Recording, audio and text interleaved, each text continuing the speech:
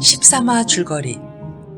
원소가 군량이 부족한 조조의 군을 치라는 허유의 개교를 받아들이지 않자 허유는 원소에게 등 돌리고 옛친구 조조를 찾아간다. 허유의 개교로 오소의 군량을 불태우자 원소는 패하여 물러난다. 한편 원소가 쓰러져 세상을 떠나자 원소의 아들 삼형제는 서로 권력을 다투고 유비는 관우 장비 조은과 더불어 허도를 치려 한다. 그러나 조조군에 패하여 유표에게 잠시 몸을 의탁하고 조조는 원소와의 결전을 위해 허도로 돌아간다. 이듬해 조조는 다시 기주를 향해 군사를 일으키고 원소 형제들의 싸움을 기화로 승세를 잡아 기주를 함락한다. 제24장 조조 북정. 조조의 맏아들 조비의 자는 자완이다. 이때 그의 나이 18세였다. 조비가 처음 났을 때 한 가닥 구름이 있어 빛은 푸르고 붉고 둥근 것이 그 방을 덮어 종일 흩어지지 않는다. 이를 보고 한 사람이 가만히 조조를 불러 이 운기가 소위 천자기운이라 하는 것이니 영사는 형언할 수 없이 귀의대실이이다 하고 말하였다 한다. 조비가 나이 8세에 능히 글을 짓고 또 뛰어난 재주가 있어 널리 고금을 통하며 말타기와 활쏘기를 잘하고 격검을 좋아하더니 이때 조조가 기주성을 깨뜨리자 그는 부친을 따라 군중에 있다가 먼저 수신군을 영솔하고 성중으로 들어가자 바로 원소의 부중으로 향하였다. 문 앞에 이르러 말에서 내려 검을 빼어 손에 들고 안으로 들어가려 하니 한 장수가 나서며 승상께서 영을 내리시되 누구든 원소 부중에 들지 못하리라 하셨소 하고 앞을 막아선다. 조비는 이놈 저리 물러서거라 한마디로 꾸짖어 물리친 다음 검을 들고 후당으로 들어갔다. 보니 2명의 부인이 후당 안에서 서로 얼싸안고 서럽게 울고 있다. 조비는 그대로 달려들어 한 칼에 그들을 죽이려 하였다. 그러나 조비가 바야흐로 칼을 들어 그들을 치려 할 때 그는 2 여인 가운데 젊은이의 몸에서 한 줄기 붉은 빛이 뻗쳐 저의 눈을 쏘는 듯이 느꼈다. 그는 놀라고 이상해서 마침내 칼을 안고 물었다. 너희들은 대체 누구냐? 나이를 좀 먹은 부인이 앞으로 나와 고한다. 첩은 원장군의 처 유시외다. 조비는 다시 물었다. 그러면 이 부인은 누구요? 유시가 대답한다. 둘째 아들 원희의 처 진시이온데 희가 유주로 출진하자 저는 멀리 따라가기를 싫어하여 이대로 이곳에 머물러 있던 것이외다. 조비는 앞으로 나가 진시의 팔을 잡아 일으켰다. 머리가 흐트러져 낯을 가려 얼굴을 자세히 볼 수 없다. 조비는 소매를 들어 그의 흐트러진 머리를 쓰다듬어 올리고 들여다보았다. 옷 같은 살결에 꽃 같은 얼굴. 실로 경국지색이다. 조비는 유씨를 대하여 나는 조승상의 아들이요. 목숨을 보존케 하여 줄 터이니 아무 근심 마시오. 한마디 하고는 마침내 그는 칼을 안고 당상에가 올라앉았다. 한편 조조가 수하장수들을 통령하고 성문을 막 들어서려 할 때 문득 허유가 말을 달려 그의 곁으로 가까이 다가서며 채찍을 들어 성문을 가리키며 아마나 내가 나를 얻지 못하였으면 어찌 이 문을 들어서 보았겠느냐 하고 큰 소리로 말한다. 아마는 조조의 아명이다. 조조는 소리를 높여 크게 웃을 뿐이었으나 수하장수들은 이 말을 듣고 모두들 은근히 마음에 불평을 품었다. 조조는 그 길로 원소의 부문 앞으로 가서 물었다. 누구 이 안에 들어간 사람이 있느냐? 문을 지키는 장수가 아랜다. 세자께서 들어가셨소이다. 조조는 안으로 들어가자 곧 조비를 불러내어 꾸짖으려 하였다. 그러나 원소의 처 유씨가 분주히 나와서 절하고 고한다. 세자가 아니셨더라면 첩의 집안을 보전하지 못하였사오리다. 원컨대 진씨로 세자의 기추를 잡게 할까 하나이다. 조조는 진씨를 불러오게 하였다.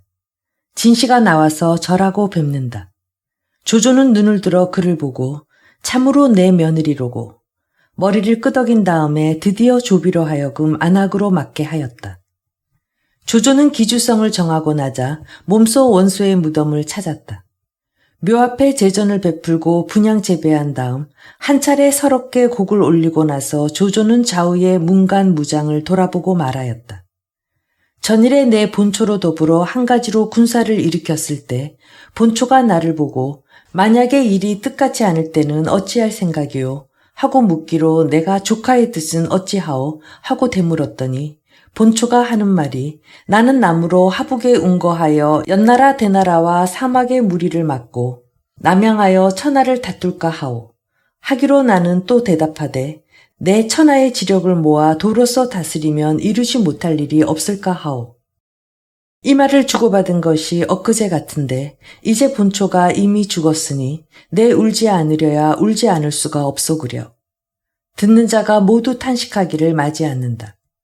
조조는 금백과 양곡을 원소에 쳐 유시에게 내리고 다시 널리 영을 전하여 하북 백성들이 병화를 입었으니 금년 부세와 부역은 모두 면하기로 한다.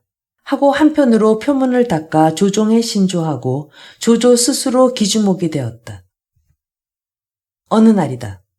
허저가 말을 달려 동문을 들어오려니까 저편으로부터 허유가 역시 말을 달려오다가 그를 보고 한마디 한다. 너희들이 내가 아니더면 이 문을 이렇게 출입해 보았겠느냐. 허저는 노하였다. 우리가 천신만고하여 몸소 혈전을 무릅쓰고 이 성지를 얻은 터에 내가 어딜 감히 그따위 말을 하느냐. 허유가 꾸짖는다. 내까지 필부들이야 말할 거리나 되느냐. 허저는 크게 노하여 앞으로 달려들며 번개같이 칼을 빼어 한 번 쳤다. 허유가 두 번 다시 입을 놀려보지 못하고 머리가 잘려 말 아래 뒹군다. 허저는 그의 머리를 집어들고 조조에게 가서 허유 이놈이 그렇게나 무례하기로 제가 죽였소이다 하고 고하였다. 조조는 듣고 나자 허유는 나와는 옛 친구라. 그래 희롱하여 한 말인데 내 어찌하여 함부로 죽인단 말이냐. 짐짓 허저를 깊이 책망한 다음에 허유를 후이 장사지내 주었다. 조조는 다시 사람을 놓아 기주의 어진 선비들을 널리 찾아보게 하였다. 누가 있다 말한다. 기도의 체험에 자는 계규로 청하동무성 사람이에다. 일찍이 몇 번이나 원소에게 계교를 드렸으나 원소가 듣지 않아 이로 인하여 병을 청탁하고 집에 있는 터이외다. 이 말을 듣고 조조는 곧 체험을 불러 본주 별가종사를 삼고 말끝에 한마디 하였다. 어제 본주 호적을 살펴보았는데 모두 30만 중이 되니 가히 대주라 하겠소. 최엄이 정색하고 말한다. 천하가 어지러운 이때 원소 형제가 또 서로 다투어 기주 백성들이 뼈를 돌에 드러내고 있는 터에 승상께서 풍속을 물으시어 그들을 도탄에서 구하려고는 안 하시고 먼저 호적을 개교하시니 이 어찌 백성들이 명공께 바라는 바이겠습니까? 조조는 그 말을 듣자 곧 낯을 고쳐 죄를 살해하고 상빈으로 대접하였다. 이때 원담은 군사를 이끌고 나서서 감능, 안평, 발해, 하간 등처를 검략하며 돌아다니다가 원상이가 조조에게 패하여 중산으로 달아났다는 말을 듣자 곧 뒤를 쫓아가서 쳤다. 원상이 싸울 뜻이 없어 그 길로 유주로 달아나 둘째 형 원희에게 몸을 의탁하기로 한다. 원담은 원상의 수하 군사를 모조리 항복받은 다음에 다시 기주를 회복하여 보려 하였다. 조조는 이 소식을 전하여 들었으나 짐짓 사람을 보내서 그를 불러보았다. 그러나 원담은 오려고 하지 않는다. 조조는 크게 노하여 곧 그를 보내서 앞서 허락했던 혼인을 끊어버리고 몸소 대군을 거느리고 바로 평원으로 나아갔다. 원담은 조조가 친히 대군을 이끌고 왔다고 듣자 소스라쳐 놀라 급히 사람을 형주 유표에게로 보내서 구원을 청하였다. 유표가 현덕을 청하여 상의하니 현덕은 말한다. 이제 조조가 이미 기주를 깨뜨려 형세가 바야흐로 성한 터라 원가 형제들이 오래지 않아 반드시 조조 손에 사로잡히고 말 것입니다. 군사를 내어 구하여 본데야 아무 유익함이 없을 뿐더러 더욱이 조조가 매양 은근히 형량을 엿보고 있는 터이니 우리는 다만 군사를 길러 우리 지경이나 지키고 있을 것이지 망령되이 움직일 것이 아닐까 합니다. 유표는 듣고 나자 다시 물었다. 그렇다면 어떻게 말을 해 보내야 올소? 원가 형제에게 글을 보내시되 화해로 명목을 삼아 완곡한 사이로 사절하도록 하시지요. 유표는 그의 말을 쫓아 먼저 사람을 보내서 원담에게 글을 전하니 그 글뜻은 대강 다음과 같다. 군자는 난리를 피하여 원수의 나라로 가지 않는 법이오늘 일전에 군이 무릎을 꿇어 조조에게 항복하였다 하니 이는 선인의 원수를 잊은 것이요 수족의 정의를 버려 동맹의 부끄러움을 남긴 것이라. 만약 기주가 형 대접을 않거든 마땅히 아직 참고 서로 돕다가 대사가 정해진 뒤에 천하로 하여금 그 곡직을 따지게 한다면 또한 의기 높은 일이 아니리요. 다음에 다시 원상에게로 글을 보내니 그 글뜻은 대강 다음과 같다. 원담은 천성이 급하여 곡직에 어두운 터라 군은 먼저 조조를 없이하여 성공의 원한을 풀고 대사를 정한 뒤에 곡직을 개교하기로 함이 또한 좋지 않을까. 원담은 유표의 답서를 받고 그에게 군사 낼 뜻이 없는 것을 알았다. 이미 그러하다면 저의 힘만으로는 도저히 조조를 대적할 길이 없다. 그는 마침내 평언을 버리고 남피로 달아났다.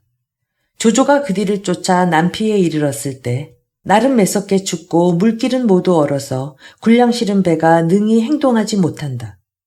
조조는 곧 그곳 백성들에게 영을 내려 얼음을 깨뜨리고 배를 끌게 하였다. 백성들이 영을 듣자 모두 달아난다. 조조는 크게 노하여 모조리 잡아다 참수하려 하였다. 백성들이 그 소문을 전하여 듣고 모두 두려워서 저마다 찾아와서 자수하고 용서를 빈다. 조조는 말하였다. 내가 너희들을 죽이지 않으면 내 호령이 전해지지 않을 것이요. 그렇다고 내가 너희들을 죽인다면 이는 또한 내가 참아 못할 일이라. 너희들은 이 길로 빨리 산속으로 깊이 들어가 숨어서 내 군사들에게 붙잡히지 않도록 하여라. 이 말을 듣고 백성들이 모두 눈물을 줄줄 흘리며 나간다. 조조가 나아가 진을 치자 원담이 또한 군사를 거느리고 성에서 나와 진치고 조조 군사와 대치한다. 조조는 진 앞에 말을 내고 채찍을 들어 원담을 가리키며 꾸짖었다. 내 너를 후히 대접하였건만 내 어찌하여 딴 마음을 먹는고. 원담이 대꾸한다. 내가 내 경계를 범하여 내 성질을 빼앗았건만 도리어 나더러 딴 마음을 먹느냐고 하느냐. 조조가 크게 노하여 서왕을 내어 보내니 원담은 팽안을 시켜 나가서 싸우게 한다. 그러나 팽안은 서왕의 적수가 아니다. 서로 어우러져 싸우기 두어 합이 못되어 서왕이 한 칼에 팽안을 베어 말 아래 거꾸러뜨리니 원담의 군사는 그대로 도망하여 남피성으로 물러 들어가 버렸다. 조조는 곧 군사를 시켜 사면으로 성을 에워싸고 치게 하였다. 원담은 황급하여 모사 신평을 보내서 조조에게 다시 항복을 드리겠노라 청하였다. 그러나 조조는 원담이 그 애가 반복무상해서 내 어떻게 믿을 수 있겠는가 하여 들어주려 않고 도리어 영재 신비를 내가 이미 중령하는 터이니 조카도 이곳에 머물러 있는 것이 어떠할지 하고 권한다. 신평은 정색하고 말하였다. 승상 말씀이 옳지 않소. 제가 들음에 주인이 귀하면 신하가 영화롭고 주인이 근심하면 신하가 욕되다고 하니 제가 원시를 섬긴 지 이미 오랜 터에 어찌 이제 와서 배반할 수 있으리이까. 조조는 그를 끝끝내 붙들어 둘 수 없음을 짐작하고 그대로 돌려보냈다. 신평이 돌아가 원담을 보고 조조가 항복을 받지 않으려 하는 뜻을 전하자 원담은 발연히 노하여 꾸짖었다. 내 아우가 지금 조조를 섬기고 있으니까 너도 두 마음을 품는구나. 뜻밖의 말을 듣고 신평은 기가 탁 막혀 그대로 땅에 혼절하여 버렸다. 원담이 곧 붙들어 일으키게 하였으나 얼마 지나지 않아 신평은 마침내 죽고 만다. 원담도 또한 후회하여 마지 않았다. 곽도가 나서서 개교를 드린다.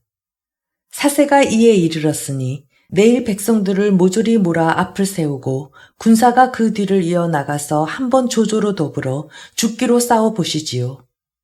원담은 그 말을 쫓아서 그날 밤에 성내 백성들을 다 모아 모두 칼과 창을 들려 이튿날 새벽에 사대문을 활짝 열고 군사들은 뒤에서 몰고 백성들은 앞에서 달려 일제히 고함치며 바로 조조의 영체를 향해 덮쳐들었다.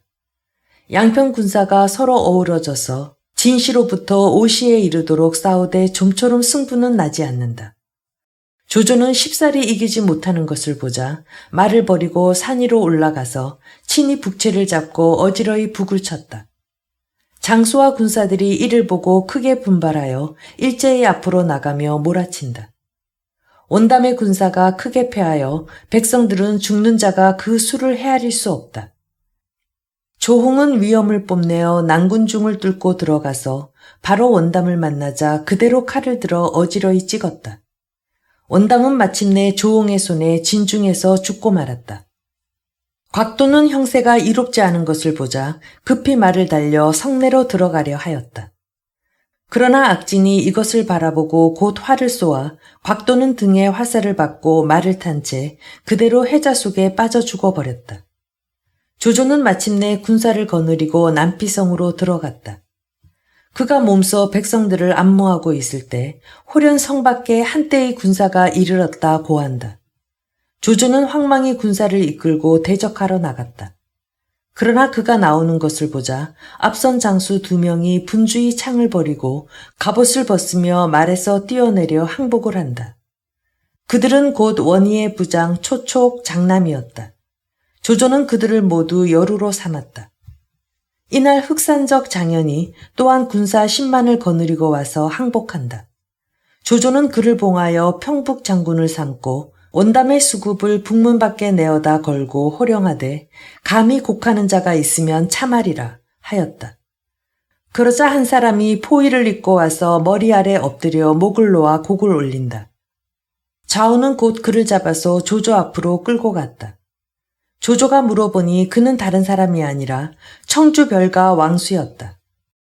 앞서 원담에게 가나다 내쫓음을 받았더니 이제 그가 죽었다는 말을 듣자 멀리서 찾아와 운 것이었다. 조조는 한마디 하였다. 내가 내 영을 아느냐 모르느냐. 아오. 왕수의 대답이다. 조조는 다시 물었다. 그러면 내가 죽음을 두려워 않느냐. 왕수가 정색하고 대답한다. 내 살았을 때 그의 녹을 먹고 이제 죽음에 울지 않는다면 이것은 의가 아니니 죽음을 두려워하여 의를 잇는다면 무엇으로 세상에 서겠소. 만약 원담의 시신을 거두어 장사 지낼 수만 있다면 주륙을 받더라도 한이 없사외다. 듣고 나자 조조의 입에서 절로 한숨이 나왔다. 하북의 의사들이 어쩌면 이리도 많은고. 원시가 저들을 능히 쓰지 못해서 그렇지 만약에 능히 쓰기만 하였더라면 내 감히 이 땅을 바라보지 못하였을 것이야. 드디어 원담의 시신을 거두어 장사 지내게 하고 왕수를 상빈으로 대접하여 사금 중랑장을 삼은 다음에 다시 조용히 물었다. 지금 원상이가 원희에게로 가서 붙어 있으니 저를 취하자면 무슨 계책을 쓰는 것이 좋겠소. 그러나 왕수는 입을 봉하여 대답이 없다. 참으로 충신이로고. 조조는 다시 탄식하기를 맞이 않으며 곽가를 돌아보고 개교를 물었다. 곽가가 말한다. 원시의 항복한 장수 초촉 장남의 무리를 보내서 치도록 하시지요. 조조는 그 말을 쫓아 장남, 여광, 여상, 마연, 장이로 하여금 각기 본부병을 이끌고 세 길로 나누어 나아가서 유주를 치게 하고 한편으로 이전 악진을 시켜 장현과 함께 병주로 가서 고간을 치게 하였다. 이때 원상과 원희는 유주에 있어 조조 군사가 장차 이르리라는 소문을 들었다.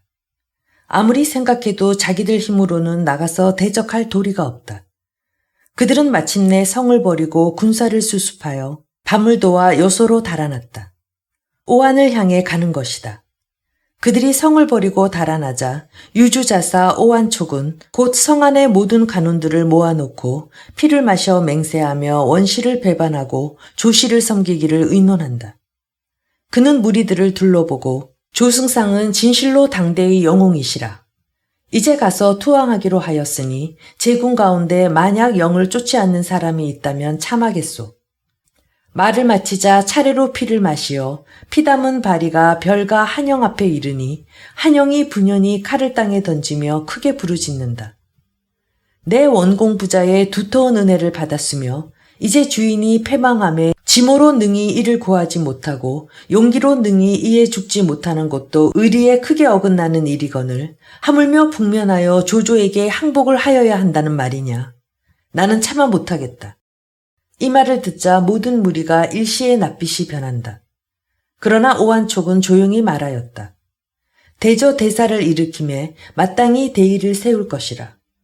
이래 이루고 못 이루는 것은 한 사람에게 기다릴 것이 아니니 한영에게 이미 그러한 뜻이 있다면 자기 하고 싶은 대로 할 밖에 없는 게요. 그는 한영을 밖으로 밀어내친 다음에 마침내 무리를 거느리고 성에서 나가 삼노군마를 영접하고 그 길로 가서 조조에게 투항하였다. 조조는 크게 기뻐하여 오한촉으로 진북 장군을 삼았다. 그러자 문득 탐마가 와서 고하되 이전 악진 장현이 연일 병주를 치나 고간이 호강구를 굳게 지켜 능히 깨치지 못하고 있소이다 한다. 조조는 곧 몸소 대군을 영솔하고 앞으로 나갔다. 이전 악진 장현 세 장수가 나와서 맞으며 고간이 관을 지켜 치기 어려움을 호소한다. 조조가 즉시 무리들을 모아 계책을 의논하니 순유가 나서서 말한다. 고간을 깨뜨리려면 아마도 사한계를 쓰는 것이 옳을까 보이다. 조조는 그 말을 옳게 여겨 곧 항복한 장수 여광여상 형제를 앞으로 가까이 불러 그 귀에다 입을 대고 가만히 계교를 일러주었다. 여광여상은 영을 받자 군사 수십 명을 거느리고 바로 관 아래로 가서 큰 소리로 외쳤다. 우리가 원래 원시의 수화구장으로 조조에게 항복하기는 부득이한 일이었는데 조조의 위인이 지극히 간사하고 교묘하여 우리를 너무나 박대하므로 이제 옛 주인을 찾아 돌아온 터이니 빨리 관문을 열어주오. 고간은 꼭 믿을 수가 없어서 두 장수더러 몸소 관에 올라와 자세히 말하라 분부하였다. 여광여상이 갑옷을 벗고 말에서 내려 들어와 절하고 말한다. 조조 군사가 새로 이르러 지금 군심이 안정되지 않았으니 이때를 타서 오늘 밤에 습격을 하시지요. 우리들이 앞장서오리다. 고간은 마침내 그들의 말을 믿어 이날 밤에 두 장수를 앞세우고 몸소 군사 만여 명을 거느리고 나아갔다. 그러나 네 뜻하였으랴. 조조 영체에 거의 이르렀을 무렵에 등 뒤로부터 문득 함성이 크게 떨치며 복병이 사면으로부터 일어난다. 고간은 그제야 계교에 속은 것을 깨닫고 급히 호간성으로 돌아갔다. 그러나 관은 이전 악진의 손에 이미 떨어지고 만 뒤다. 고간은 혈로를 뚫고 달아났다. 그가 향해 가는 곳은 선우다. 조조는 군사를 거느리고 관구를 굳게 막은 다음 다시 사람을 시켜서 고간의 뒤를 쫓게 하였다. 고간이 선우 지경에 이르자 마침 북번 좌연왕이 나온다. 고간은 말에서 내려 땅에 엎드려 절하고 말하였다. 조조가 우리 강토를 병합하고 이제 다시 왕자의 지경을 범하려 하니 엎드려 비옵건대 속히 군사를 일으켜 함께 극복하여 북방을 보존하도록 하십시오. 그러나 좌연왕은 그의 말을 들으려 하지 않는다. 내가 본래 조조와 원수진 일이 없는 터에 내 땅을 침노할 까닭이 어디 있느냐. 내가 공연히 나를 충동하여 조씨와 원수를 맺게 하려는 게지. 하고 고간을 꾸지도 물리친다. 고간이 가만히 생각하니 도무지 갈 곳이 없다. 유표에게 나가서 몸을 의탁해 볼까. 그는 이렇듯 마음을 정하고 말을 달려 상로까지 갔으나 그곳에서 도위 왕염의 손에 마침내 죽임을 받고 말았다. 왕염이 그의 수급을 들고 조조에게 가서 바치니 조조는 그를 봉하여 또한 여루를 삼는다. 병주마저 수중에 거두고 나자 조조는 다시 무리들을 모아놓고 서쪽으로 나아가 오한을 칠 일을 의논하였다. 조흥이 말한다. 지금 원희와 원상이 군사를 패하고 장수는 죽고 실로 세국 역진해서 멀리 사막으로 도망간 터에 우리가 이제 군사를 이끌고 서쪽을 치다가 만약에 유비와 유표가 이 기회를 타서 허도를 엄습한다면 우리가 미처 구응할 새가 없이 화가 적지 않을 것이니 더 나아가려 마시고 즉시 회군하시는 것이 상책일까 합니다. 여러 사람들이 그 말을 옳다고 할 때 곽가가 조용히 입을 연다. 여러분의 말씀이 옳지 않소이다. 주공께서 위험이 비록 천하에 떨쳤다고 하나 사막에 사는 무리들은 그 먼 것을 믿고 반드시 방비함이 없을 것이니 갑자기 군사를 들어친다면 저를 깨치기가 어렵지 않을 것이요. 또한 원소가 본래 오한과 은혜가 있는 데다 원상 원희 형제가 그저 살아있으니 그대로 둘 수가 없소이다.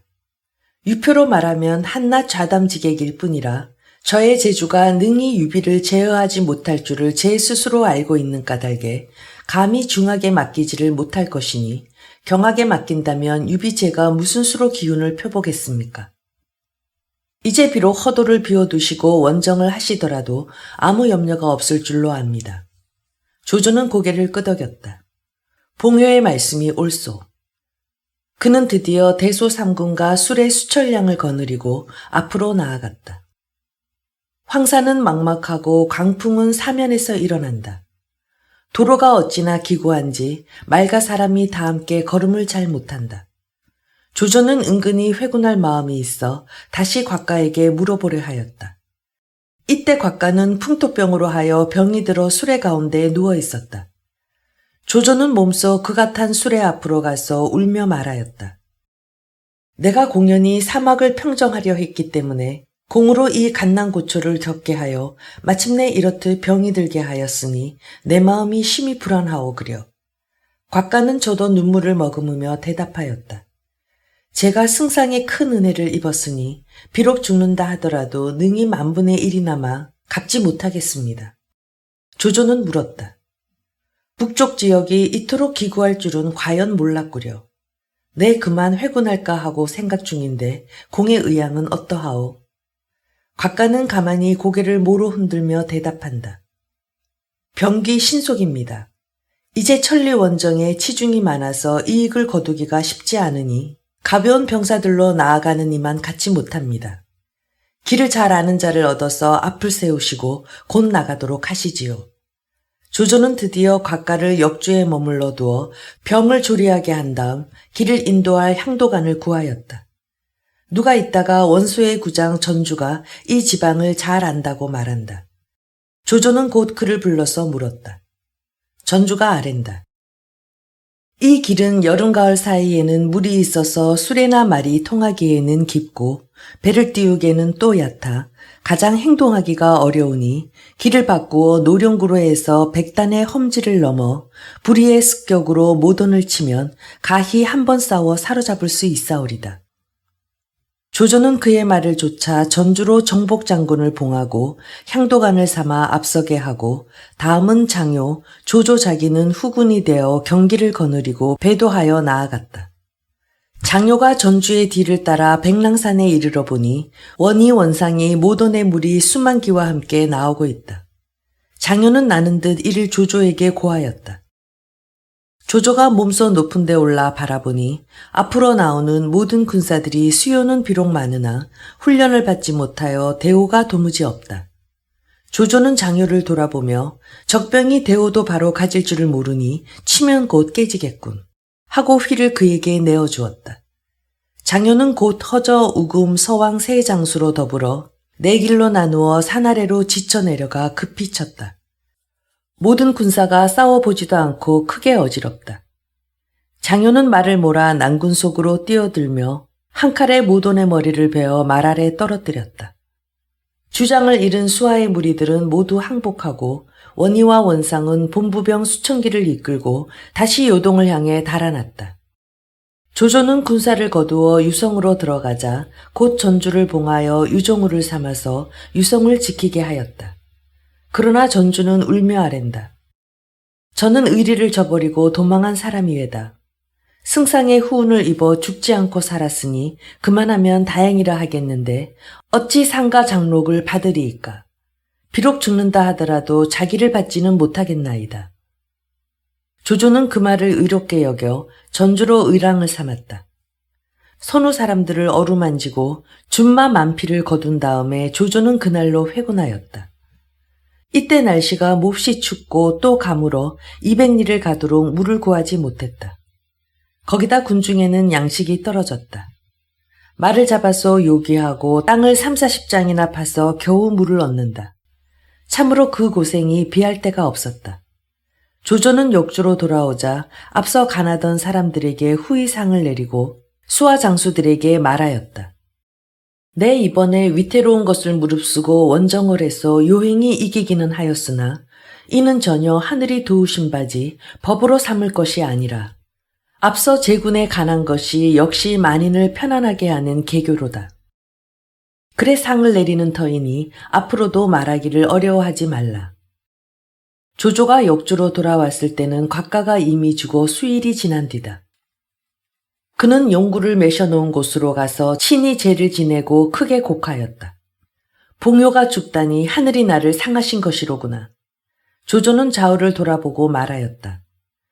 제군들의 나이는 다들 나와 비슷한데 오직 봉효가 가장 젊어서 내 은근히 뒷일을 부탁할까 하였는데 뜻밖에도 이렇듯 중년에 요절해 버리니 참으로 내 마음이 무너지고 창자가 찢기는 것 같소그려.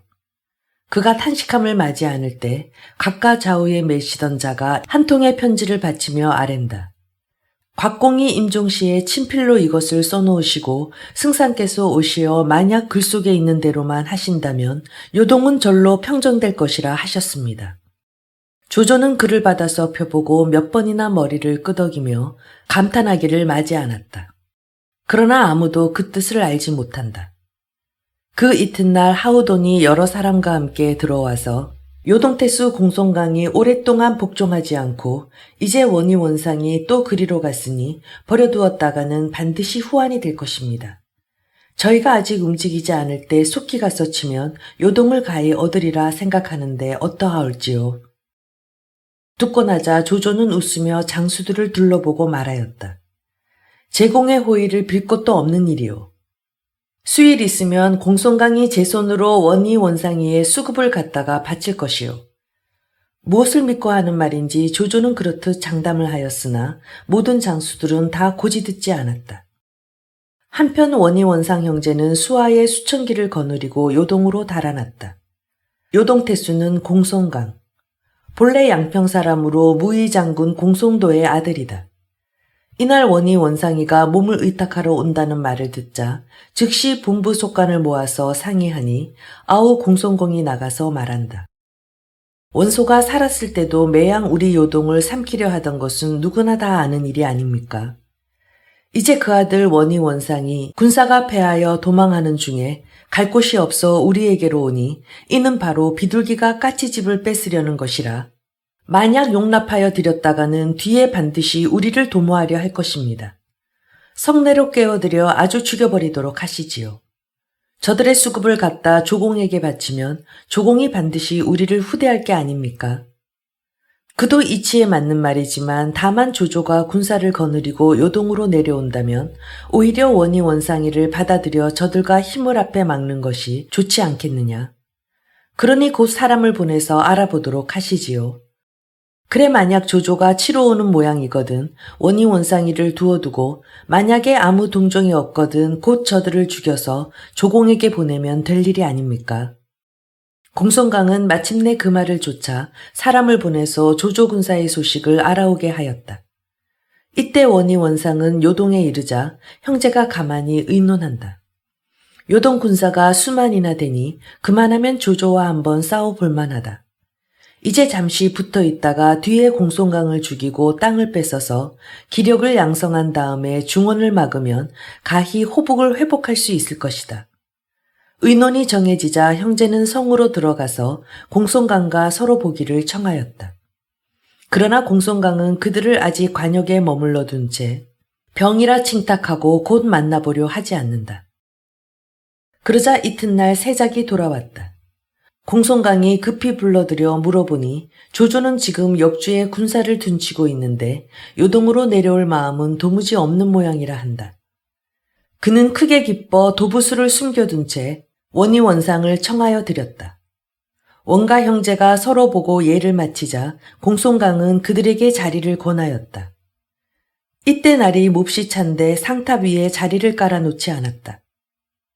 원상이 이것을 보고 주인을 대하여 말하였다.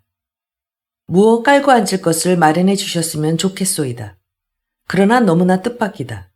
그 말에 공송강이 눈을 부릅뜨며 이렇게 외치는 것이 아닌가. 너희 두 놈의 머리가 장차 말리기를 갈 터인데 무슨 자리를 마련하여 달라느냐. 원희 원상이 너무나 놀라고 어이없어 그의 얼굴을 쳐다볼 때 공송강은 소리를 가다듬어 꾸짖었다. 좌우는 어찌하여 행하지 않는고. 말이 떨어지자 양편 벽으로부터 도부수들이 일제히 달려나와 그 자리에서 두 사람을 죽여버렸다. 공손강은 즉시 원가 형제의 머리를 목갑에 담아 사람을 시켜 역주로 가서 조조에게 바치게 하였다. 이때 조조가 역주에 있어 백성을 안정케 하고 움직이지 않더니 이를 보고 하우돈 장로의 무리가 들어와서 품한다. 만약에 요동으로 내려가시지 않을 생각이시면 곧 허도로 돌아가시지요. 유표가 혹시나 딴 마음을 일으키면 어쩌시렵니까? 조조는 대답한다. 원희 원상의 머리가 오는 대로 곧 회군하기로 하자. 그 말에 모든 사람이 다들 속으로 비웃기를 맞이하는데 문득 군사가 들어와서 고하되 요동태수 공손강이 사람을 시켜서 원희 원상의 수급을 보내왔다고 한다. 모든 무리가 다들 크게 놀랐다. 사자가 서신을 올리자 조조는 받아서 펴보고 봉효가 예측하였던 대로구먼. 한 차례 크게 웃은 다음에 사자를 후히 상주고 공손강을 봉하여 양평우 좌장군을 삼았다. 모든 무리가 물었다. 어찌하여 승상께서는 봉효가 예측하였던 대로라고 말씀하십니까? 조조가 그제서야 곽가가 임종시에 남겨놓은 글을 꺼내서 여러 사람에게 보이니 그 글뜻은 대강 다음과 같다. 이제 들음에 원희 원상이 요동을 바라고 갔다 하오니 명공은 부디 군사를 들어 쫓지 마소서. 공손강이 오랜 동안 원시가 저의 땅을 삼킬까 두려워하던 터에 원가 형제가 찾아갔으니 반드시 의심을 품을 것이라. 만약에 군사를 들어서 치면 반드시 힘을 앞에서 항거하여 쉽게 깨치지 못할 것이나 만약 그대로 두어두면 공손강과 원시가 반드시 서로 도모하려 할 것이니 이는 실로 자연스러운 형세이외다.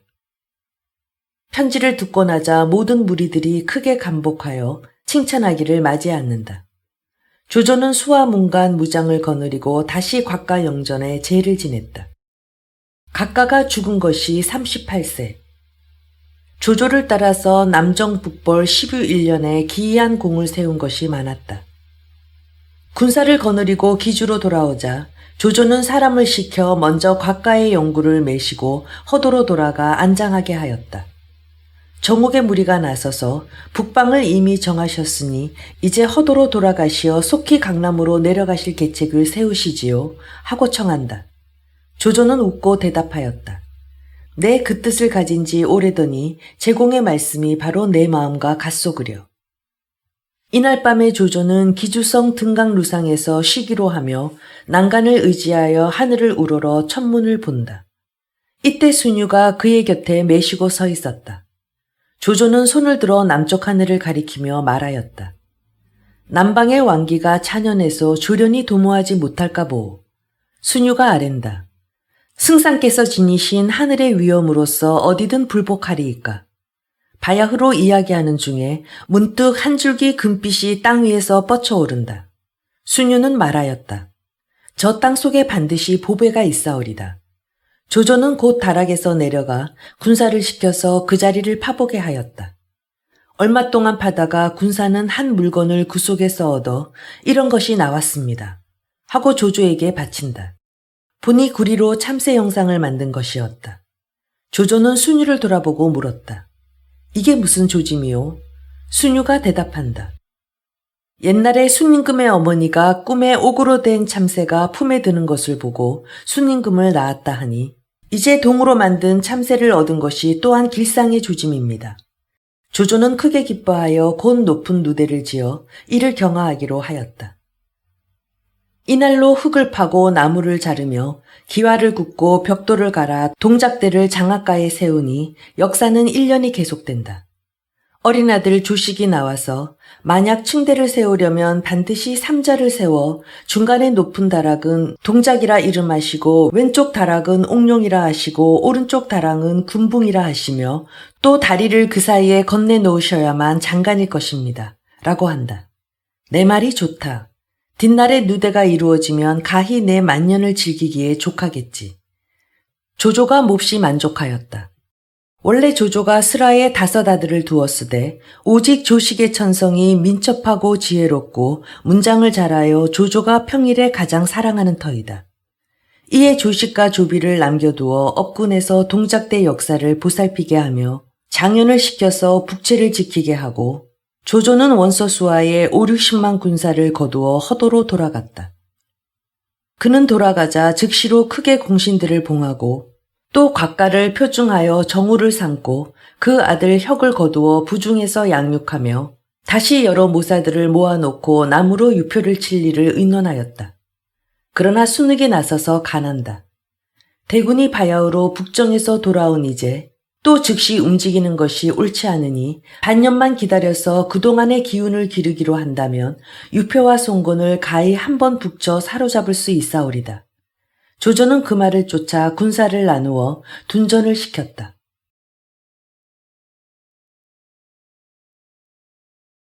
제25장 수경선생. 현덕이 형주에 이른 뒤로 유표가 그를 대접함이 심히 후하다. 하루는 마주 앉아 술잔을 기울이더니 문득 탐마가 고하되 항복한 장수 장무 진손이 강하에 있어 백성들을 노략하며 함께 모반하려 한다고 한다. 두 도적이 또 모반하니 화가 적지 않구먼. 유표가 놀라기를 맞이 않을 때 현덕이 조용히 말하였다.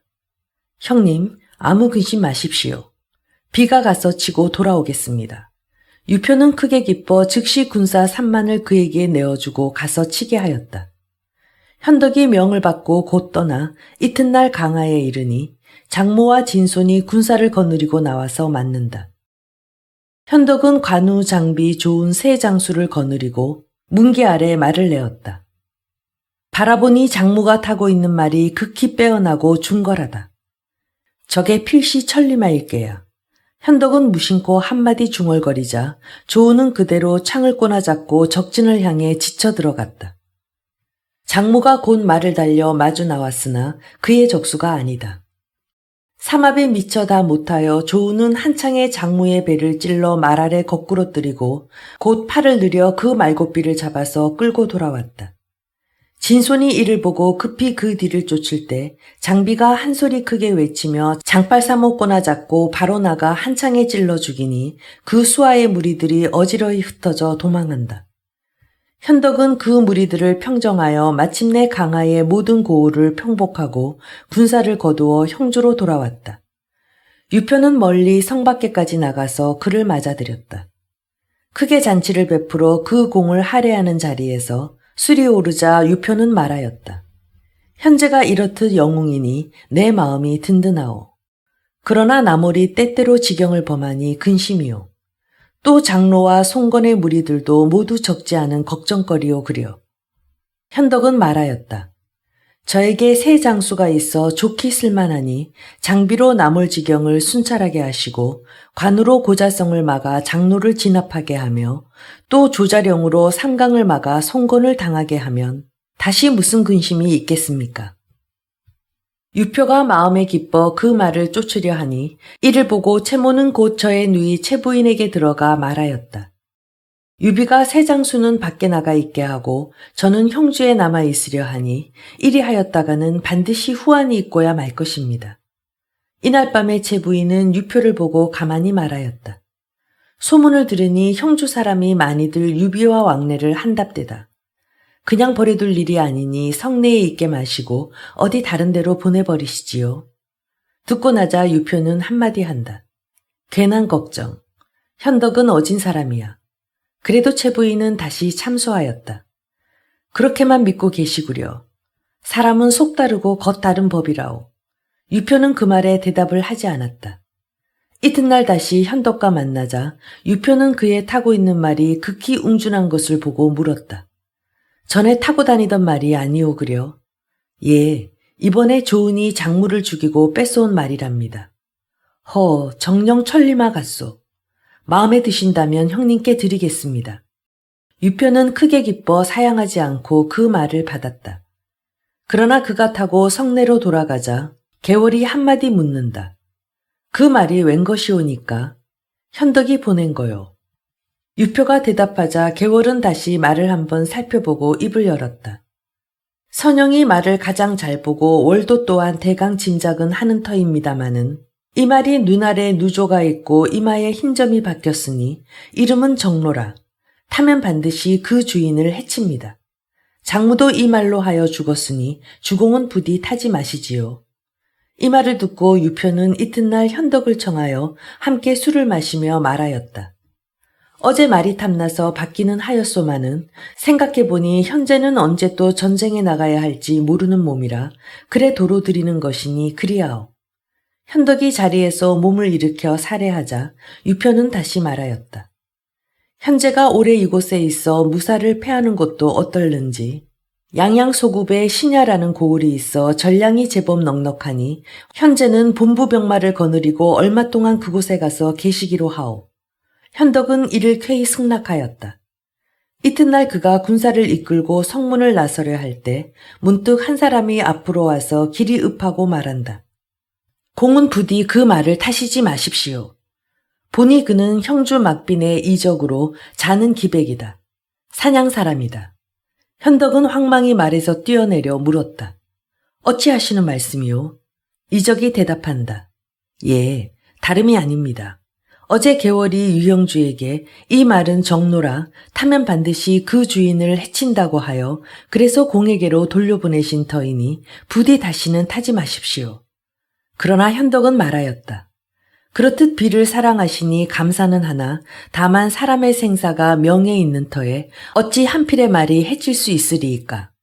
이적은 그 높은 생각에 깊이 탐복하고 이때부터 현덕과 왕래가 시작되었다.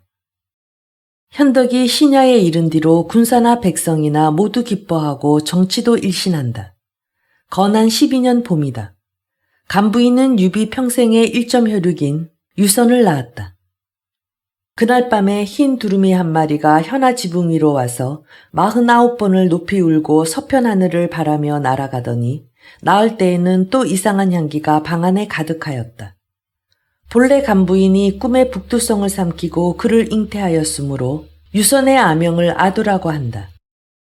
이때 조조가 군사를 몰아 북정한다는 소식이 들린다. 현덕은 곧 형주로 유표를 찾아가 말하였다. 이제 조조가 군사를 크게 일으켜 북정을 하매 허창이 텅 비었으니 만약 이때를 타서 형량의 무리를 들어 한 번 친다면 대사를 가히 이룰 수 있을 것입니다. 그러나 유표는 듣지 않는다. 내가 앉아서 구주를 점거하고 있으니 이만하면 족하다 하겠는데 달리 또 이를 도모할 것이야 무어 있겠소. 현덕은 모처럼의 기회가 아까웠으나 또한 어찌하는 도리가 없었다. 유표는 곧 그를 후당으로 청하여 들여 술자리를 벌였다. 술기운이 오르자 유표가 길게 한숨을 내쉰다. 현덕은 놀라서 물었다. 형님, 한숨이 웬일이십니까? 유표가 대답한다. 마음에 근심되는 일이 있어 그러오. 근심되시는 일이라니요. 현덕은 다시 물었으나 유표는 대답을 하지 않고 문득 고개를 숙인 채 다시 말이 없다. 현덕이 고개를 돌이켜보니 어느 틈엔가 채부인이 병풍 뒤로 나와 서 있다. 현덕은 일찍 신야로 돌아와 버렸다. 그해 겨울이다. 들으니 조조가 북정을 마치고 유성으로부터 허도로 돌아갔다 한다. 현덕은 유표가 자기 말을 듣지 않아 다시 두 번 얻기 어려운 기회를 마침내 놓치고 만 것이 애석하여 혼자 한탄함을 맞이 않았다. 그러자 어느 날 유표가 사람을 보내서 현덕을 청한다. 그는 곧 사자를 따라서 형주로 갔다. 유표는 그를 후당으로 맞아들여 술을 권하며 말한다. 근자에 들으니 조조가 군사를 거느리고 허창으로 돌아가 그 위세가 날로 강성해서 장차는 우리 형량까지 병탄할 마음을 품고 있는 모양이오 그려. 지금 생각하니 전일의 현재의 말씀을 듣지 않아 참으로 그 좋은 기회를 잃고 만 것이 한이요. 현덕은 위로하였다. 지금 천하가 분열되고 전쟁이 날로 일어나니 어찌 기회가 또 없겠습니까? 앞으로도 때를 기다려서 하신다면 무어 한이 되실 것도 없사오리다. 따는 현재 말씀이 옳소. 마주 대하여 술잔을 기울이기 한참 만에 문득 유표의 두 눈에 눈물이 글썽이더니 마침내는 줄을 지어 뺨위로 흘러내린다. 형님, 왜 그러십니까? 현덕이 묻자 유표는 말한다. 내 마음에 근심되는 일이 있어서 전일에도 현지에게 말씀하려다 못하였소. 무슨 결단하시기 어려운 일이 계셔서 그러시는지 만약에 저를 쓰일 곳이 있다면 10,000번 주고도 사양 않겠습니다. 다른 말씀이 아니요. 내 전처 전시의 소생인 맏아들 기는 위인이 비록 어질다 하지만 너무나 나약해서 일을 맡길 수가 없고, 후처 채씨의 소생 종은 아이가 심히 총명하여 내 미상불 사랑하는 터이요. 그야 나도 장자를 패하고 어린 아우를 세우는 것이 예법에 옳지 않은 줄은 아오마는, 다만 채씨 족중이 모두 군무를 잡고 있으니 만약 길을 세웠다가는 뒤에 반드시 일이 나고 말 것이라, 이래서 아직도 딱 결단을 못하고 늘 근심으로 지내는 중이요. 듣고 나자 현덕은 정색하고 말하였다. 자고로 장자를 패하고 아우를 세우는 일은 어지러움을 초래합니다. 어떻든 큰 공자를 세우셔야만 하지요. 만약 채씨의 권세 중한 것이 염려시라면 서서히 깎아내십시오. 까닭없이 장자를 패하고 아우를 세우시는 것은 결단코 옳지 않습니다. 유표는 눈을 감고 말이 없다. 현덕은 문득 고개를 돌이켜 병풍디를 보았다. 채 부인이 그 뒤에서 자기들의 수작을 엿듣지는 않았을까 생각하니 그는 공연히 객적은 말을 했다고 새삼스럽게 마음에 뉘우쳐진다. 현덕은 자리에서 일어나 측간으로 갔다. 무심코 보니 넓적다리에 다시 오른 살이 두둑하다. 저도 모르게 눈물이 두 줄 뺨을 흘러내렸다. 그가 다시 자리로 돌아오자 유표는 그의 얼굴을 물끄러미 바라보며 물었다. 얼굴에 눈물 흔적이 웬일이오? 현덕은 길이 탄식하고 대답하였다. 전에는 하루라도 몸이 말한장을 떠나지 않아 넓적다리에 도무지 살이 없더니 이제는 오랫동안 말을 타지 않아서 살이 다시 올랐습니다 그려. 세월은 덧없이 가건만 그저 공업을 세우지 못하였으니 이게 서럽습니다. 유표는 위로하여 말하였다. 내 들으니 현재가 허창에 있을 때 조조와 더불어 매시를 두고 술을 마시며 함께 영웅을 논한 일이 있답디다 그려. 그때 현재가 당대의 명사들을 모조리 들어 말하여도 조조는 다 허락하지 않고 천하 영웅은 오직 사군과 조뿐이오 라고 하였다고 들었습니다. 조조의 권력을 가지고도 오히려 현재에게는 한 수 접는 터에 어찌 공업을 세우지 못할까 근심을 한단 말이오. 역시 술이 취한 탓이다. 유표의 말을 듣자 현덕은 무심코 입을 놀려버렸다. 사실 저에게 기본만 있다 하면 천하의 녹록한 무리들이야 잃을 것이 있습니까? 그러나 그 말에 유표가 입을 다물어 다시 아무 대꾸가 없는 것을 보자 현덕은 또 한 번 생각했다. 내 객적은 말을 했군. 속으로 뉘우치고 총총히 관사로 물러나왔다. 현덕의 말에 유표는 역시 심사가 좋지 못하였다. 그를 보내고 내택으로 들어가자 기다리고 있던 채 부인이 곧 입을 연다. 오늘도 내 병풍 뒤에서 가만히 들으려니까 남을 아주 업신여기는 태도가 장차는 우리 형주도 한 입에 삼켜버리려는 게 분명합디다. 진작 없애지 않으면 반드시 후환이 될게요. 그러나 유표는 그 말에 아무 대답이 없이 오직 머리를 흔들 뿐이다. 채 부인은 가만히 채모를 불러들여 상의하였다. 제가 장자를 패하고 아우를 세우는 것은 어지러움을 불러들인다 하고 채씨 족중의 권세를 깎아버리라 은근히 고나니 이 노릇을 어찌하면 좋으냐. 별도리 없습니다. 지금 관사에서 쉬고 있으니 그대로 죽여 없애고 나중에 주공께 고하기로 하지요. 그럼 어서 그래라. 채모는 곧 물러나와 군사를 점거한다. 한편 현덕이 관사로 돌아와 등촉을 밝히고 앉아 있다가 삼경이 지난 뒤에 바야흐로 자리에 들려 하는데 문득 한 사람이 문을 두드려 황황히 안으로 들어온다. 보니 곧 이적이다. 원래 이적이 채모가 현덕을 해치려 함을 탐지하고 이렇듯 일러주러 온 것이었다. 이적은 채모가 오래지 않아 군사를 거느리고 달려들 것을 말하고 어서 이곳을 떠나십시오. 한시가 급하오이다. 재촉하였으나 현덕은 말한다. 내가 경승에게 아직 하직을 고하지 않았으니 어떻게 그냥 간단 말씀이요. 그러나 하직을 고하시려다가는 반드시 채모 손에 해침을 받으시고 마오리다. 예절을 차리고 어쩌고 하실 때가 아니니 어서 떠나십시오. 현덕은 깊이 살해하여 이적을 보내놓고 급히 종자를 불러 일제히 말에 오르자 날이 밝기를 기다리지도 않고 그대로 밤길을 달려 신야로 돌아가 버렸다. 채모가 군사를 영솔하고 관사에 이르렀을 때는 현덕이 이미 멀리 간 뒤다. 채모는 통분하여 하기를 마지 않으며 시한수를 벽상에다 써놓고 그 길로 부중으로 들어가 유표를 보고 말하였다. 유비가 모반할 듯이 정령 있습니다. 지금 들으니 반시를 벽상에 써놓고 하직도 고하지 않은 채 그대로 돌아가 버렸습니다. 그려. 무어? 그럴 리가. 유표는 믿어지지 않아 곧 말을 타고 친히 간사로 가보았다. 눈을 들어 벽을 살펴보니 과연 시 네기가 그 위에 쓰여 있다. 고나게 지내기를 몇 해나 하였노. 부질없이 옛 산천을 대하였네. 용이 어찌 목 가운데 물건이랴. 우레를 타고 하늘로 오르려네. 유표는 시를 보고 크게 노하였다. 허리에 창가를 빼어 손에 들고 내 맹세코 이런 의리 없는 놈은 죽이고야 말 테다.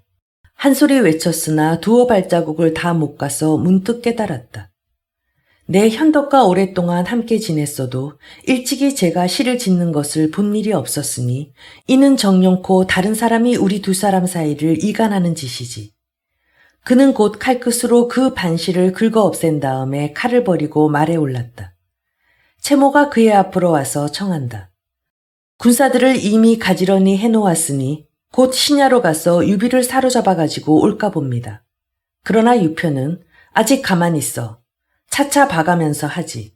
하고 그대로 부중으로 들어가 버렸다. 채모는 그가 그렇듯 마음에 의심하여 결단하지 못하는 것을 보자 다시 가만히 채부인으로 더불어 의논한다. 보통 수단으로는 일이 안 되겠으니 아마도 곧 뭇관인들을 양양에다 모은 다음에 그곳에서 유비를 도모하는 수밖에 없을까 봅니다. 일이 되도록만 하려무나. 채모는 이튿날 유표에게 들어가 보고 품하였다. 근년에 풍년이 들어 여러 관원들이 양양에 있으니 아무래도 주공께서 몸소 가보셔야만 하겠습니다. 유표가 말한다. 내 요사에 몸이 불편해서 가지 못하겠다. 기와 종 두 아이로 주인을 삼아 객들을 대접하도록 하여라. 그러나 두 공자가 다 나이 어려 예절을 잃지는 않을까 염려됩니다. 그렇다면 신야로 가서 현덕을 청하여다 객들을 대접하도록 하지. 예. 그러면 그리하겠습니다. 채모는 저의 개교가 들어맞는 것을 보고 은근히 기뻐하기를 마지 않으며 곧 사람을 보내서 현덕을 양양으로 청하게 하였다. 한편 현덕은 그날 몸을 빠져나와 신야로 돌아가자 한때 실언으로 뜻밖의 화를 불러들인 것을 심히 뉘우쳤으나 아직은 아무에게도 말을 않고 있더니 문득 형주로부터 사자가 이르러 양양으로 나오라 청한다. 이를 보고 송곤이 말하였다. 어제 주공께서 총총히 돌아오시어 심사가 편안치 않아 하시는 것을 배웠고 저는 속으로 아마도 형주에서 무슨 일이 있으셨거니 요량했는데 이제 또 갑자기 사자가 와서 양양잔치에 나오시라 청하니 경솔히 가실 일이 아닐까 보이다. 현덕은 그제서야 앞선 일을 이야기하며 모든 사람들에게 말하였다. 듣고 나자 운장이 말한다. 형님께서 비록 한때 실언은 하셨다 하더라도 유형주는 별로 그렇게 생각하지 않는 모양이었다 하시니 외인의 말을 어찌 함부로 믿겠습니까? 더욱이 양양은 여기서 머지 않은 터에 만약 가시지 않았다가는 형주가 도리어 의욕을 둘 것이 아니겠습니까? 현덕은 고개를 끄덕였다. 내 말이 옳다. 가기로 하지. 그러나 장비는 반대였다. 가서 좋은 일이란 고물만큼도 없는 터에 구태여 갈 것이 무엇이오? 그때 조은이 나섰다. 제가 마복은 300명을 이끌고 매시고 가면 아무 일 없을까 하옵는데 그렇게 하면 좋겠군. 현덕은 마침내 그의 말을 좇아 조은과 함께 양양으로 나갔다. 성 밖에 이르자 채모가 나와서 은근한 예로 영접하며 뒤따라 유기 유종 두 공자가 일반 문무관료들을 데리고 나와서 맞는다. 현덕은 두 공자가 함께 있는 것을 보고 다시 의심하지 않았다. 이날 현덕이 관사에 들어 잠시 쉬는데 조은이 300군으로 관사 안팎을 둘러 보호하며 저는 또한 갑옷을 입고 칼차고 앉으나 서나 잠시도 그의 좌우를 떠나지 않는다. 유기는 현덕에게 고하였다. 부친께서 신기가 좋지 않으셔서 몸소 나오시지 못하시는 까닭으로 숙부님께서 각처 관리들을 묵원하여 주십사고 한 것입니다. 현덕은 대답하였다. 내 그렇듯 중한 수임을 어찌 감당하겠나마는 이미 형님의 분부가 계시다니 하라시는 대로 할 밖에 없네. 그 이튿날이다. 사람이 고하되 9군의 42주의 간원들이 모두 이르렀다고 한다. 채모는 가만히 개월을 청하여다 의논하였다. 유비를 오랫동안 이곳에 머물러 두면 뒤에 반드시 해가 될 것이요. 아무래도 오늘 이곳에서 없애야만 하겠소. 개월이 말한다. 그러나 현덕으로 말하면 이곳 선비와 백성들에게 매우 인망이 있는 사람인데 갑자기 죽인다면 남들의 뒷공론이 시끄러울 것이 아니겠소? 아니요. 이것은 내 자의로 하는 일이 아니라 우리 주공의 분부요. 이미 주공께서 말씀이 계셨다면 미리 준비가 있어야만 하겠소. 준비는 다 되었소. 동문 현산대로는 이미 내 아우 채화를 보내서 군사를 거느려 지키게 하였고, 남문 밖에는 채중이를 보내서 지키게 하였고, 또 북문 밖은 채운이를 보내서 지키게 하였소. 그럼 서문은 누가 지키기로 되었소? 구태여 군사를 보내서 지킬 것이 무엇이요? 단계가 앞을 딱 가로막고 있으니 비록 수만의 군사가 있더라도 그곳은 못 건널 것이요. 참 단계가 있어 그려. 하지만 내가 보니 안즈나 서나 조자룡이 현덕의 곁을 떠나지 않으니 그대로는 이를 수행하기가 심히 어려울 것 같소. 그러기에 내 벌써 군사 500명을 성내에다가 깔아두었소. 그래도 내 생각 같아서는 문빈과 왕이 두 사람을 시켜서 외청에다 따로 주석을 베풀게 하고 그곳에서 무장들을 대접하기로 하되 먼저 조운을 청해 내오고 그 뒤에 일을 시작하는 것이 좋을 것 같소. 나는 그게 유리하겠소. 채모는 그의 말을 좇아 그날 소잡고 말을 잡아 연석을 크게 베풀었다. 그들이 이렇듯 흉계를 꾸미고 있는 줄을 현덕은 꿈에도 알 턱이 없다. 이날 그는 정로말을 타고 주화로 들어가 후원에다 말을 메어 놓게 한 다음에 가국 간원들이 모두 당중에 모이기를 기다려 현덕은 주인 자리에 나아가 앉고 두 공자는 좌우로 나누어 자리를 잡으며 그 나머지는 각기 관등을 따라서 앉았다. 조은이 칼차고 현덕의 곁에가 한시도 떠나지 않고 서 있을 때 문빈과 왕이 두 장수가 들어와서 그를 보고 외청으로 나가자고 청한다. 조은은 처음에 사양하여 듣지 않았으나 현덕이 가보라고 권해서 하는 수 없이 그들을 따라 나갔다. 채모는 밖에 있어 물샐 틈 없이 준비를 하여 놓은 다음 현덕이 이끌고 온 300명 군사를 모조리 간사로 돌아가게 하고 술이 여러 순배 돌도록 오직 때만 기다린다. 그러자 술이 세 순배째 돌 때다. 이적이 자리를 일어나 잔을 잡고 현덕 곁으로 갔다. 남모르게 눈짓하고 은근히 속삭이는 말. 옷을 갈아입으시지요. 현덕은 그 뜻을 짐작하고 곧 일어나 측간으로 가는 채 하고 밖으로 나왔다. 이적은 잔을 한 차례 돌리고 나자 곧 후원을 따라 들어가 현덕의 귀에다 입을 대고 일러주었다. 채모가 또 공을 해치려 합니다. 동문, 남문, 북문 세 곳은 군마가 있어서 지키는 터이니 곧 서문으로 나가시지요. 한시가 급하외다. 현덕은 깜짝 놀라 정로 고삐를 잡고 동산 뒷문을 열고 나가자 곧 몸을 날려 마리에 올랐다. 그리고 종자들을 부를 경황도 없이 필마로 서문을 향해 달렸다. 서문에 이르자 문지기가 앞으로 나서며 어디로 가십니까? 하고 막으려 한다.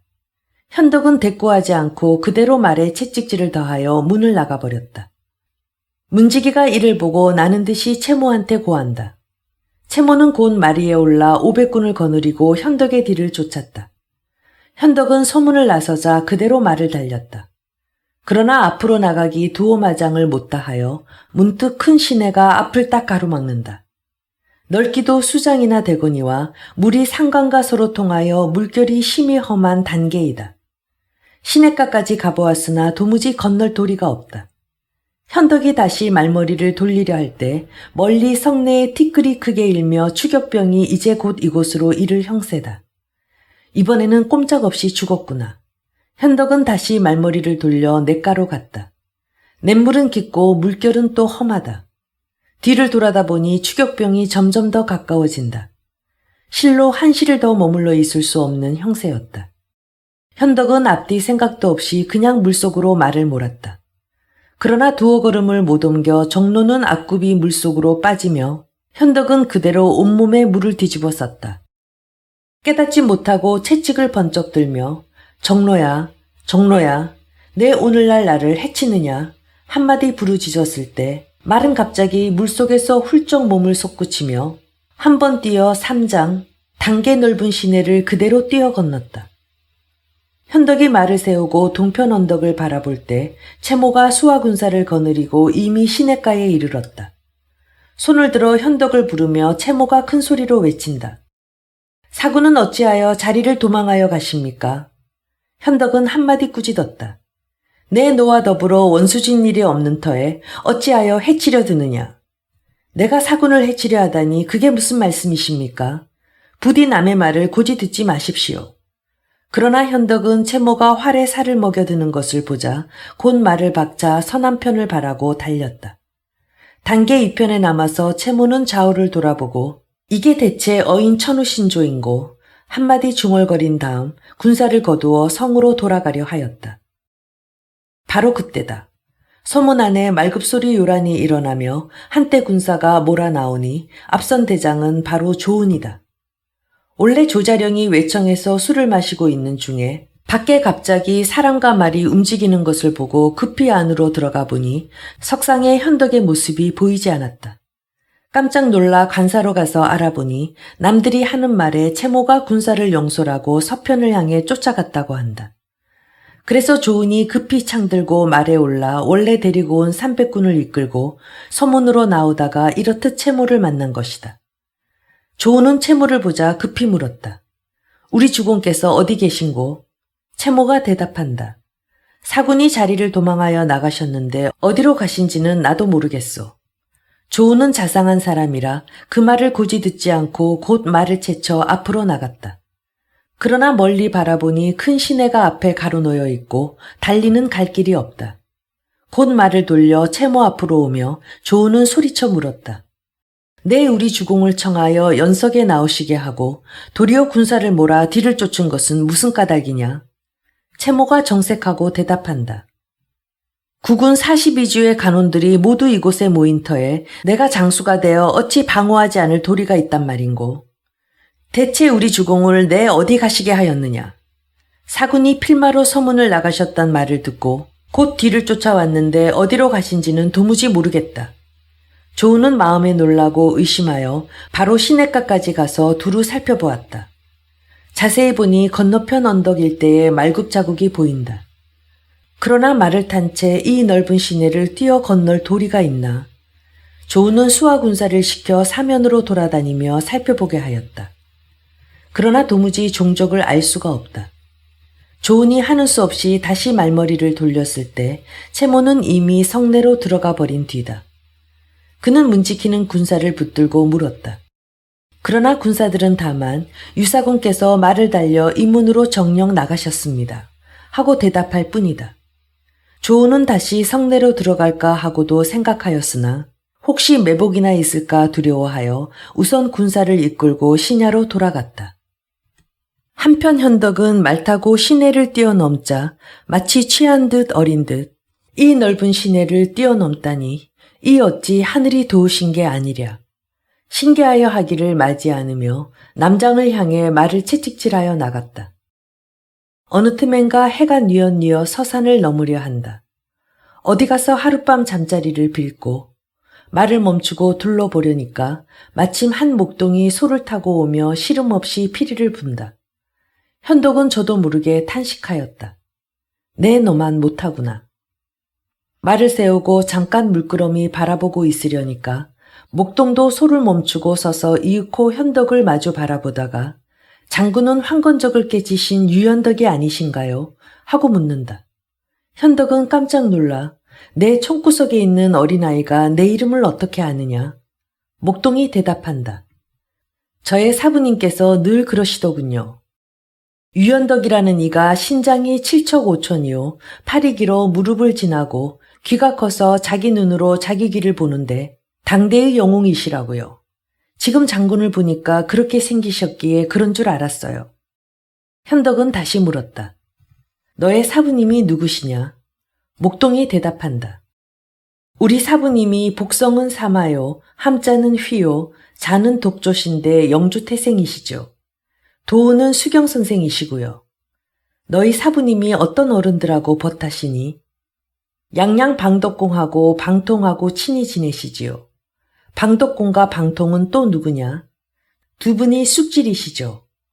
방독공에 자는 산민이니 우리 사부님보다 10년이 위시고 방통에 자는 사원이니 우리 사부님보다 5년 아래십니다. 언젠가는 우리 사부님께서 나무에 올라가 뽕을 따시는데 마침 방통이 찾아오셔서 나무 아래에 앉아 서로 이야기하시기를 종일토록 하시며 조금도 물리지를 않으신 적도 있답니다. 우리 사부님께서 방통을 어찌 사랑하시는지 아우라고 꼭 부르시지요. 듣고 나서 현덕은 또 물었다. 내 사부님이 어디 사시니? 목동은 한편을 가리키며 대답하였다. 저기 수풀이 베이지 않습니까? 그 속에 바로 사부님 장원이 있습니다. 그래, 내가 바로 유현덕이다. 내 나를 인도하여 너희 사부님을 만나 뵙게 하여라. 그곳에서 수경선생의 장원까지는 두어 마장 남짓하였다. 현덕이 동자를 따라 장원에 이르러 말에서 내려서 막 중문을 들어서려니까 마침 안으로부터 검은 것 하는 소리가 들려온다. 현덕은 통보하러 안으로 들어가려는 목동을 손짓하여 멈추고 귀를 기울여 들었다. 소리가 하도 맑고 아름다워서 끝까지 듣고 싶었던 까닭이다. 그러나 검은 것 소리는 금시에 뚝 그치고 말았다. 그리고 한 사람이 웃고 안으로부터 나오며 혼잣말을 한다. 검은고의 가락이 맑고 그윽하게 소리나는 중간에 갑자기 음률이 세워지고 높아진 것은 분명 몰래 엿듣고 있는 영웅이 있음이로다. 동자가 그를 가리키며 현덕에게 말했다. 저분이 바로 저의 스승 수경 선생님이십니다. 현덕이 그를 보니 소나무처럼 반듯하고 하계등처럼 통통했는데 풍채가 범상치 않았다. 현덕은 황급히 앞으로 다가가 예의를 다해 인사했다. 그때까지도 현덕의 옷솜은 흠뻑 젖어 있었다. 수경 선생이 현덕에게 말했다. 공께서 오늘 다행히 큰 어려움을 면하셨군요. 현덕은 어찌한 것인지 깜짝 놀라 의아해할 뿐이었다. 동자가 말했다. 이분이 유현덕이십니다. 수경 선생이 현덕을 초당으로 청해들여 손님과 주인 자리로 나누어 자리 잡고 앉았다. 현덕이 방 안을 둘러보니 서가에 책들이 가득 쌓여 있고 창밖에는 소나무와 대나무가 푸르고 무성하게 자라고 있었으며 검은고는 돌로 만든 상 위에 가로로 놓여 있어 초당엔 맑은 기운이 가득 떠 있는 것 같았다. 수경 선생이 물었다. 명공은 어찌 오셨습니까? 현덕이 말했다. 우연히 이곳을 거쳐 지나가다가 동자가 가르쳐 주어서 왔습니다. 조난을 뵙고 인사드리게 되어 대단히 기쁘고 다행스럽게 생각합니다. 수경 선생이 웃으면서 말했다. 공께서 구태여 숨기실 것 없습니다. 공께서는 지금 분명히 난을 피하여 여기에 오셨을 것입니다. 현덕이 마침내 양양에서 있었던 일을 고하자 수경 선생이 말했다. 제가 공의 얼굴빛을 보고 이미 알고 있었습니다. 그리하여 현덕에게 말했다.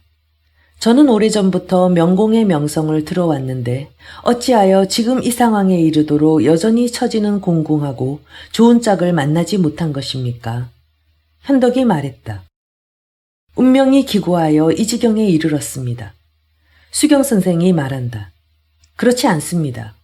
그것은 모두 장군의 좌우에서 도와줄 사람을 얻지 못했기 때문입니다. 현덕이 말했다. 저는 비록 재주는 없지만 문사로는 손건, 미추, 간홍과 같은 사람이 있고 무장으로 관우, 장비, 조은 같은 사람들이 있어 이들이 제게 충성을 다하여 돕고 있고 나 또한 그들의 능력을 신뢰하고 있습니다. 수경 선생이 말한다. 관우와 장비와 조은은 모두 만인을 대적할 수 있는 장수지만 안타깝게도 그 능력을 잘 활용할 사람이 없습니다. 송건과 미축 같은 사람들은 백면서생일 뿐 경륜을 가지고 세상을 구할 재주와 역량을 가진 사람은 아니올시다. 현덕이 말한다. 저 또한 일찍부터 초야에 묻혀있는 현인의 소식이 있을까 귀를 기울이고 찾아보았으나 아직 그런 분을 만나지 못했으니 어찌하겠습니까?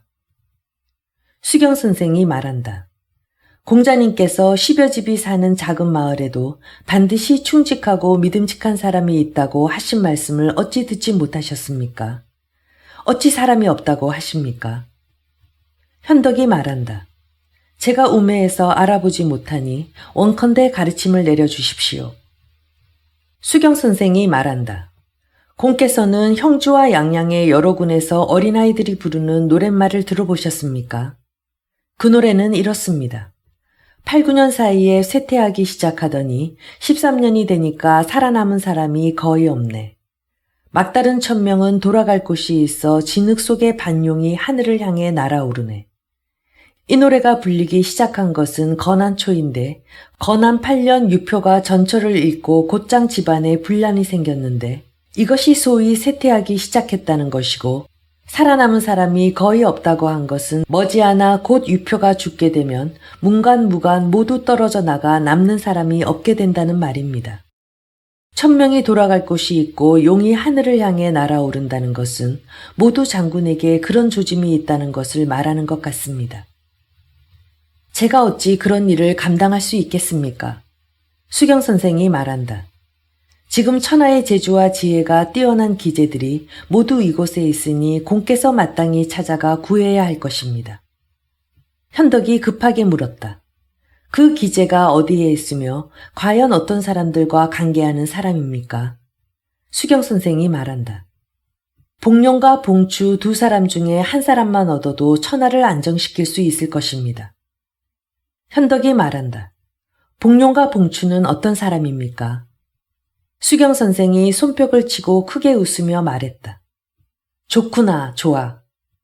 현덕이 다시 물을 때 수경 선생이 말한다. 날이 이미 저물었으니 장군께서는 이곳에서 하룻밤 잠시 묵으십시오. 내일 마땅히 말씀드리겠습니다. 말을 마치고 수경 선생은 즉시 동자에게 술과 음식을 갖추어 대접하라 명하고 말은 후원의 외양간으로 끌고 가서 먹이를 먹이라고 하였다. 현덕이 저녁을 먹은 다음 곧 초당 옆에서 잠을 자려는데 수경 선생이 한 말이 생각나서 자려고 해도 통 잠을 잘 수가 없었다. 그러자 밤이 이윽하였어다. 호련 누가 문을 두드리고 들어와서 수경과 이야기하는 소리가 들린다. 원직이 어디서 오는 길이요? 묻는 것은 수경이다. 원직이란 누굴까? 현덕은 자리 위에 일어나 앉아 가만히 귀를 기울였다. 그 사람의 대답 소리가 들린다. 오래전부터 유표가 선한 것을 좋아하고 악한 것을 미워한다는 말을 들었기로 특히 찾아가 보았더니 허명뿐이더군요. 선한 것을 좋아한다지만 능히 쓰지를 못하고 악한 것을 미워한다지만 능히 덜어버리지 못합디다. 그래 글을 써서 작별하고 이리로 온 길입니다. 수경이 말한다. 공이 왕을 보좌할 재능을 품었으니 마땅히 주인을 가려서 섬겨야 할 일인데 그래 경망대에 유표를 찾아갔더란 말이오. 진정한 영웅호골이 바로 눈앞에 있건만 공은 몰라보는구려. 선생 말씀이 옳습니다. 이웃방에서 이 대화를 들은 현덕은 마음에 크게 기뻤다. 속으로 생각하기를 아마도 이 사람이 아까 수경 선생이 말하던 복룡 봉춘가 보다. 마음에 곧 나가서 만나보고도 싶었으나 심야에 너무 유난스러운 것 같아서 그만두었다. 날이 밝자 현덕은 곧 수경 선생을 보고 물었다. 간밤에 찾아온 사람이 누굽니까? 내 벗이지요. 한번 만나게 해주십시오. 밝은 주인을 찾아본다고 벌써 다른 데 갔소이다. 그분의 조남은 무엇인가요? 현덕은 물었으나 수경은 좋지, 좋아, 할 뿐이다. 다시 묻기를 복룡 봉추랑 과연 누굽니까? 하고 물어도 역시 좋지, 좋아 하고 웃을 따름이다. 현덕은 마지막으로 수경 선생에게 절하고 산에서 나와 서로 도와서 함께 한시를 바로잡자고 청해보았다. 그러나 수경 선생은 빙그레 웃으며 나처럼 상가들에 한가롭게 논이는 사람이 그런 소임을 어찌 감당하리이까. 이제 나보다 10배나 나은 사람이 와서 공을 도울 것이니 공은 잘 찾아보시오. 두 사람이 이렇듯 대화하고 있을 때 문득 장원 밖에 사람의 소리와 마루는 소리가 들리며 동자가 들어와서 어떤 장군 하나가 군사 수백 명을 거느리고 왔다 한다. 현덕이 깜짝 놀라 급히 나가보니 곧 조자룡이다. 그는 기뻐하기를 맞이 않았다. 조자룡이 말에서 내려 들어와서 뵈며 고한다. 제가 어젯밤에 신야로 돌아가 보니 주공께서는 그저 돌아와 계시지 않았습니다. 그래 밤을 도와 이곳까지 찾아 이른 길입니다. 혹시 무슨 변이 있을지도 모르니 한시 바삐 돌아가시지요. 현덕은 곧 수경 선생에게 하직을 고하고 조은과 함께 말에 올라 신야를 향해 길을 재촉하였다. 얼마 가지 않아서 한때 인마가 저편으로 붙어오니 곧 관우와 장비다. 두 사람이 모두 현덕이 무사한 것을 보고 기뻐하기를 맞이 않는다.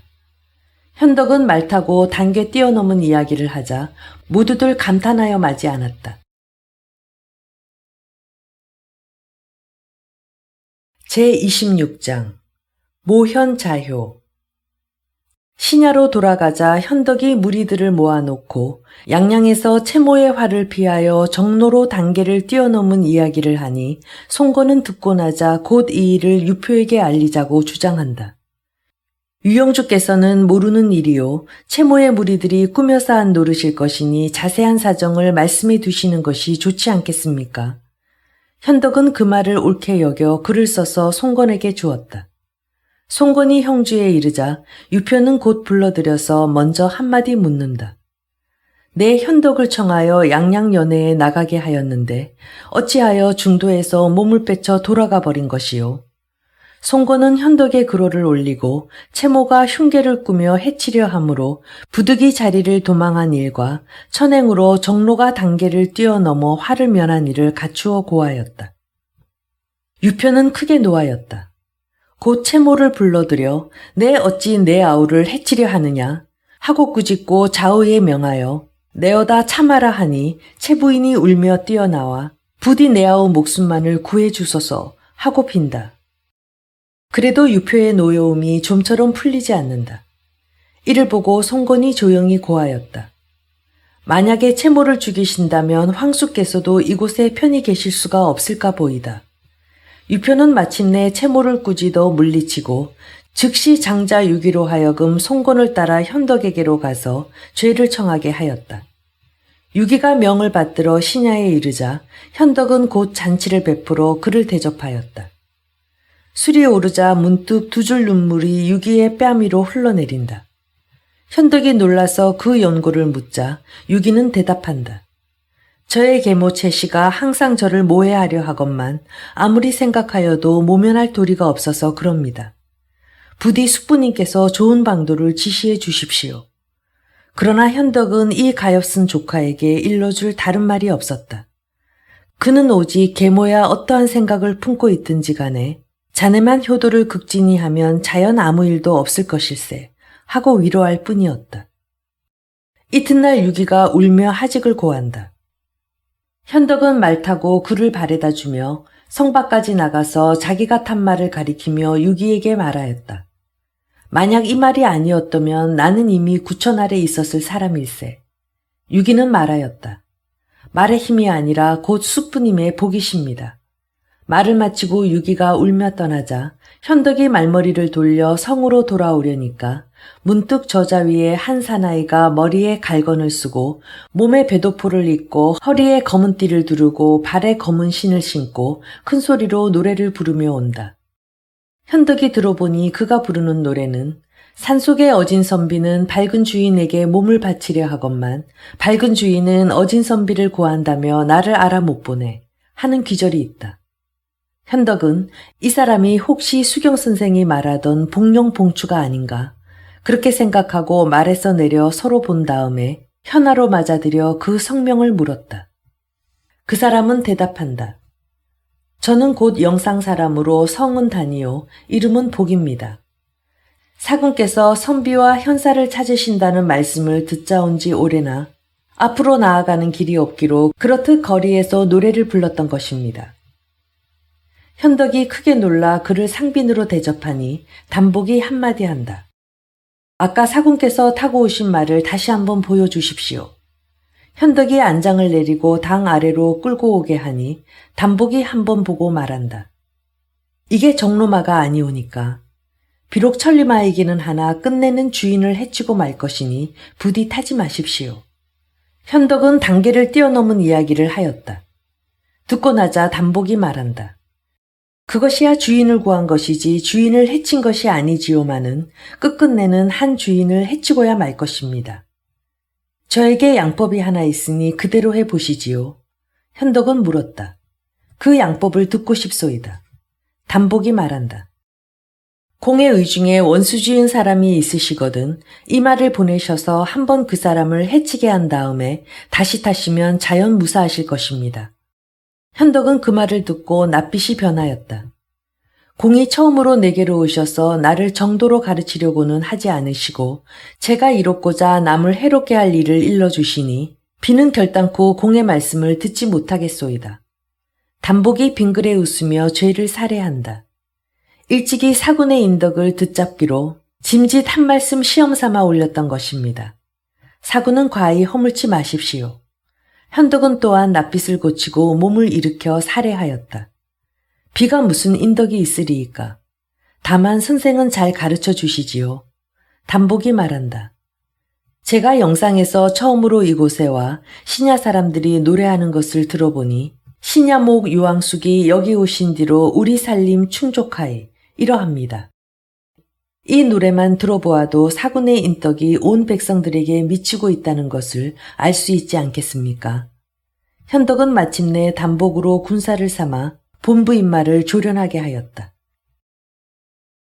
한편 조조는 기주에서 허도로 돌아온 뒤로 항상 형주를 취할 마음이 있어 조인 이정과 항복한 장수 여광 여상을 보내서 군사 3만을 영솔하고 번성에 둔처 호시탐탐 양양을 넘겨다 보며 그 허시를 살펴보게 하였더니 이때 여광 여상이 주장 조인을 보고 품한다. 이제 유비가 신야에 둔병하여 군사를 뽑고 말을 사며 풀을 쌓고 양식을 모으니 그 뜻이 작지 않음을 좋게 알 것이라. 불갑을 일찍 도모하여야 하겠는데 우리 두 사람이 승상께 항복한 뒤로 아직 작은 공도 세운 것이 없으니 정병 5천만 빌려주신다면 유비의 머리를 취하여다 승상께 바치오리다. 조인은 크게 기뻐하며 두 사람에게 군사 5천을 주어 신야로 쳐들어가게 하였다. 탐마가 이 소식을 알아가지고 나는 듯 현덕에게 고하였다.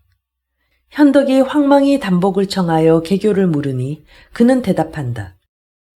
관공으로 일찍은 거느리고 왼편에서 나와 적군의 중로를 막게 하시고 익덕으로 일찍군을 거느리고 다른 편에서 나와 적군의 후로를 막게 하시고 주공께서는 몸소 자룡과 함께 군사를 내시어 적군의 앞길을 막으신다면 쉽사리 적병을 깨칠 수 있을 것입니다.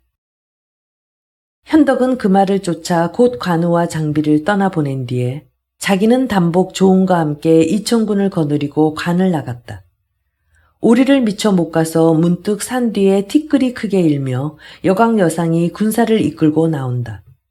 진을 치고 서로 대하자 현덕은 문기 아래 말을 내어 큰 소리로 불렀다. 오는 자가 누구기에 감히 내 지경을 범하려 하느냐. 여광이 말을 내어 외친다. 나는 대장 여광으로 조승상의 분부를 받자와 너를 사로잡으러 온 것이다. 현덕은 크게 노하여 곧 조은을 시켜 나가서 싸우게 하였다.